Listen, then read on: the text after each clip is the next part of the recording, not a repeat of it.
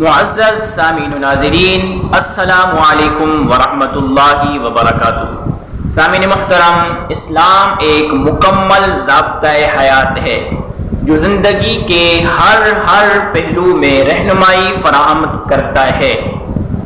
پیدائش سے لے کر وفات تک، گود سے لے کر گور تک، زندگی کے ہر پہلو میں رہنمائی فراہم کرتا ہے۔ سامعین محترم، ہم مسائل کا ذکر کریں گے تو سب سے پہلے ہم عبادات کو لیتے ہیں، تو عبادات میں سب سے پہلا درجہ نماز کا ہے، اور نماز کے لیے طہارت کا ہونا ضروری ہے۔ اور طہارت میں دو چیزیں ہیں، نمبر 1 وضو اور نمبر 2 غسل۔ تو عموماً وضو سے پہلے استنجا کی جاتی ہے، واش روم کے اندر جانا پڑتا ہے۔ تو آج ہم اس پہلو پر گفتگو کریں گے کہ آیا اسلام کے اندر بیت الخلاء میں جانے اور بیت الخلاء سے نکلنے کے کیا احکامات ہیں، کیا مسائل ہیں استنجا کرنے کے اور بیت الخلاء میں جانے کے اور واش روم سے باہر آنے کے۔ تو سامعین محترم، جب انسان بیت الخلاء کے اندر جانے لگے تو جانے سے پہلے ایک دعا پڑھ لے۔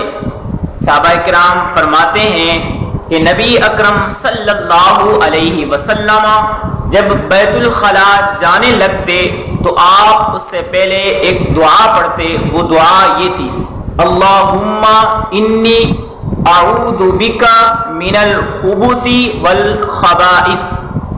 اے اللہ، میں خبیث مذکر جنوں اور خبیث مؤنث جنیوں سے تیری پناہ چاہتا ہوں۔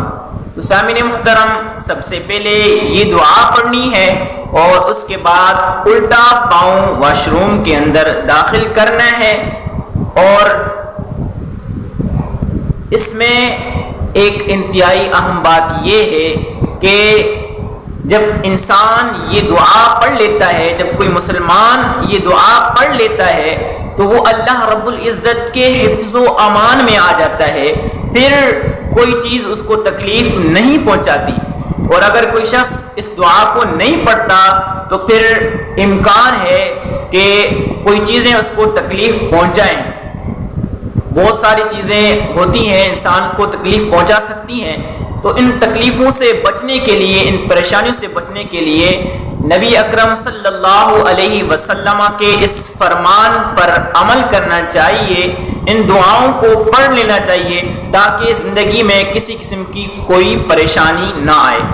تو سامعین محترم، جب واش روم کے اندر ہم داخل ہوں تو اس وقت یہ احتیاط کرنی چاہیے کہ نہ کعبۃ اللہ شریف کی طرف آپ کا چہرہ ہونا چاہیے اور نہ کعبۃ اللہ کی شریف کی طرف پیٹھ ہونا چاہیے، بلکہ آپ کا چہرہ اور آپ کی پیٹھ شمال یا جنوب کے اندر ہونی چاہیے۔ حالت ننگے ہونے کی حالت میں، سطر کھلے ہونے کی حالت میں کعبۃ اللہ شریف کی طرف پیٹھ کرنا بھی حرام ہے اور کعبۃ اللہ شریف کی طرف چہرہ کرنا بھی حرام ہے۔